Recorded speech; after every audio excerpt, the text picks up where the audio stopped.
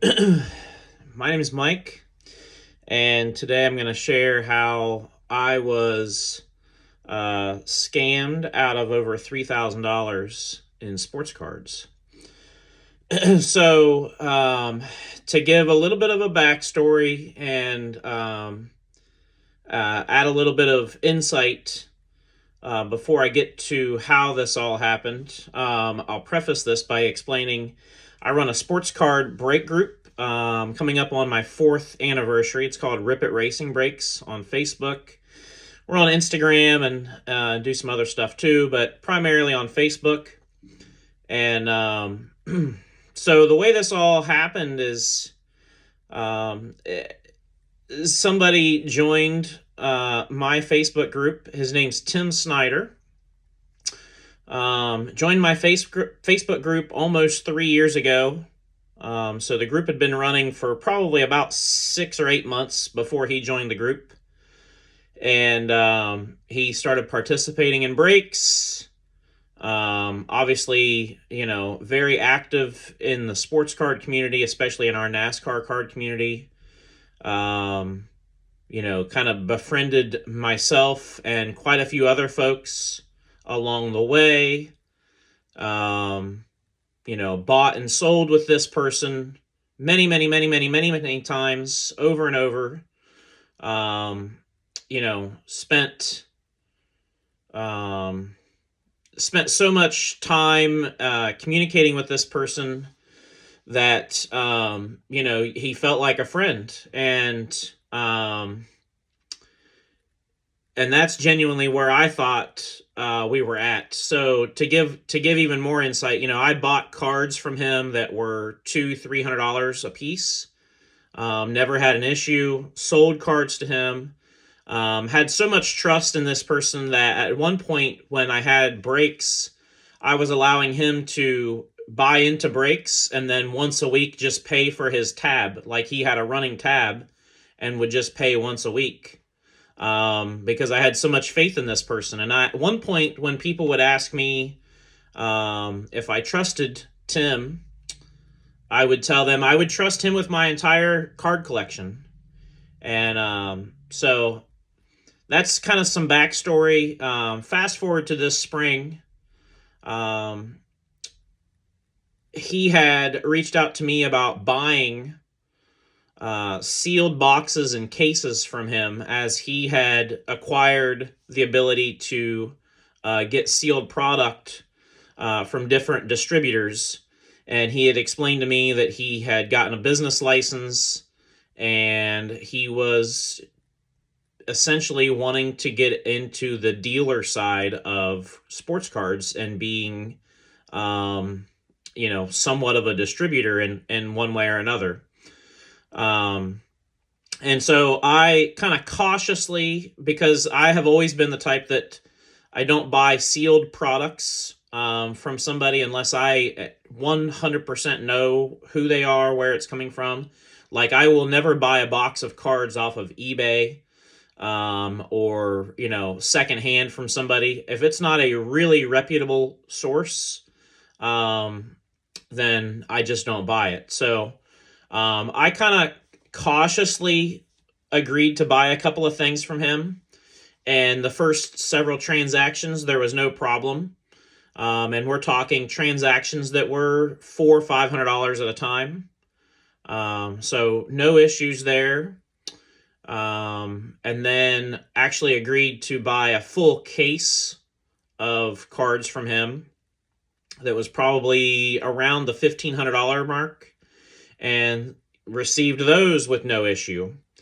Around the beginning of February is when I started getting messages from him saying, hey, I have the opportunity to buy this, to get specific into sports cards. He had the opportunity to buy National Treasures Racing at a set price that was really, really below market. He had an opportunity to get Prism at a price that was really, really below market. And he said, would you want a case? If I buy X amount, would you want one? And so at this point, I had no reason not to trust him. And so I said, sure, I'll take a case of, a case of National Treasures to start with. And this is all pre-release, just for even more clarification. This is pre-release date. So the product hadn't actually been released yet. I said, yeah, I'll take a case of National Treasures. And so then within a day or two, he comes back and says, hey, I overcommitted myself. Would you want a second case? Sure. I can probably work that out too. So I take a second case. While we're waiting on National Treasures to release, and Panini's doing their thing where they're pushing things back and delaying, about a week or two later, he messages me and says, hey, I also have a great deal on Prism and Chronicles from that same distributor. Would you want a case of each of those? And I said, well, I don't really know, and I kind of had a bad feeling at that point, and I didn't want to say, that to him, because he was a friend. I genuinely felt like he was a friend at this point.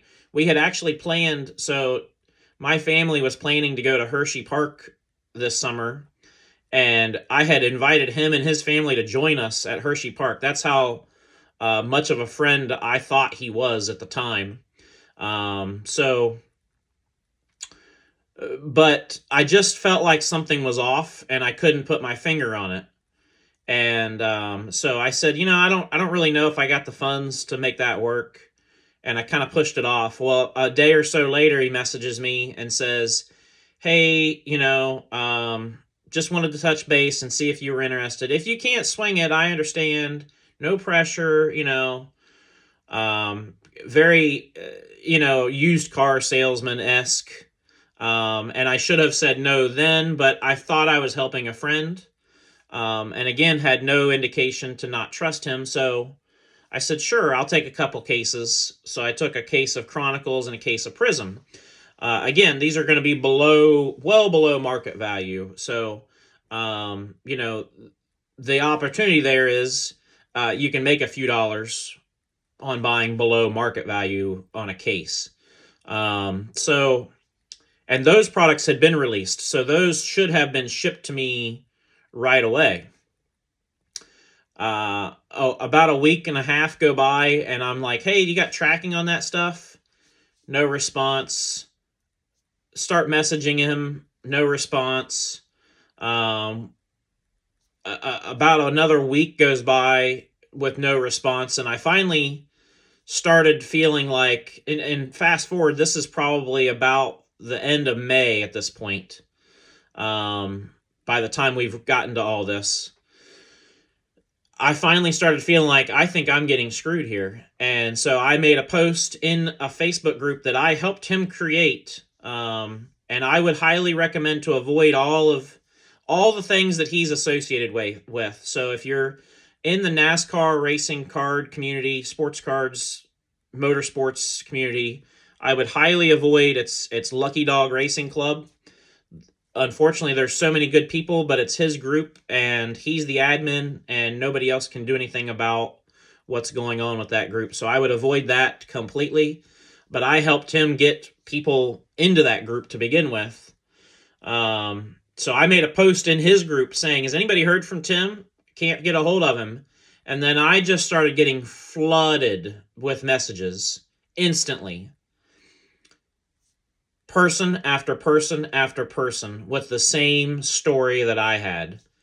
Hey, Tim sold me cases and I haven't gotten them yet. Hey, Tim promised me this. I haven't received it yet. I can tell you collectively there's probably about 25 people that I know of in this same boat or a very similar boat. Some people's situations are far worse. Some people's situations aren't nearly as bad as mine, but there's at least 25 people that he's done this to over the course of the last, 8 to 10 months. And treated everybody the same. Tried to befriend people. and kind of used. So when I reached out and made the post originally in May, trying to see if anybody had heard from him, somebody got a hold of me and said, "Hey, we hear he's in the hospital." And I said, "Okay, that's terrible." And so I immediately reached out to his wife. No response from his wife. After a few days, she did respond and say, "Yeah, he's had a heart episode.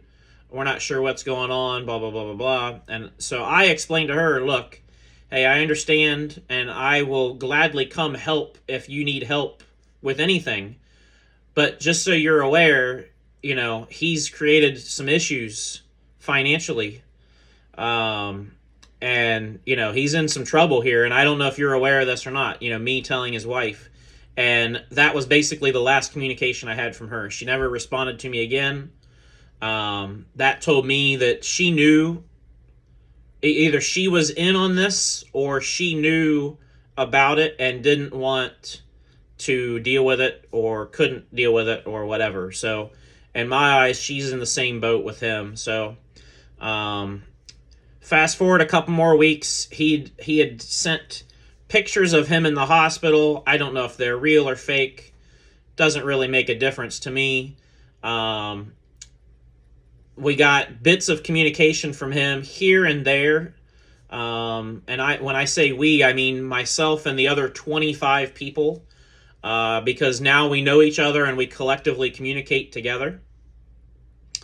And so, we gave him time to get home. We gave him a time frame of, "Hey, can you tell us when you can start working on getting some of this to us, paying some people back, whatever the case is." He gave us a self-imposed deadline of when he would have me paid back personally. I didn't force a deadline on him. He gave me a date that he said, "I will have you paid back by." He did pay $1,000 back to me. And after that, which was the end of August, after that, there was a few days of text messages back and forth where he gave me excuses as to why he couldn't pay me back the rest of the money that was owed, whether it was because he had reached his limit on Cash App or Venmo or whatever, Zelle. And after a few days of me telling him, "I'm tired of messing with all these apps, why don't you just send me a check, or I'll just drive out and pick up the cash from you," he went completely silent. And since September 1st, I have not heard from him at all. The other folks in our group collectively have also not heard from him at all. So at this point, I feel like this was just a complete scam. He consciously, for some reason, decided that this was going to be his move, and consciously decided that he was going to scam all of us out of thousands of dollars. Our estimate is around $150,000 total, that's been taken from everybody. And again, some people have a larger amount at stake than I do. Some people have a far less amount at stake than I do. But the fact remains, over 25 people to the tune of roughly $150,000. So I'm here to just share that if you get involved with Tim or Brittany Snyder, they live in Mechanicsburg, Pennsylvania, according to what we know. The Facebook group is Lucky Dog Racing Club. You want to avoid that completely. On eBay, they went by We Collect Racing. You want to avoid that completely. And they also had a Facebook page and group that he was trying to do breaks and things with, that was also We Collect Racing. And they go by that on Instagram as well. I think he even had a like a heels divas or heels girls wrestlers Instagram account as well. And then they have a marketing company, TBM Marketing. I think it's a fake company. I don't even think it's legitimate. And that's a whole nother issue where some people had invested money in their company and they're out their investment too. So obviously, this guy's a con artist, a scammer. Um, and unfortunately, it must have been something that he was setting up over a 2 to 3 year period, waiting for his opportunity to cash it in. But I'm here to tell you, um, that's my experience. I've lost over $3,000 in this situation, and there's other people, like I said, that are in far worse shape and in far better shape. But everybody collectively, like I mentioned, about 25 people to the tune of about $150,000. So I hope that people will share this, let others know in the community, especially the NASCAR card community. I'm going to try to let some folks know that that are a little bit more of influence in our community.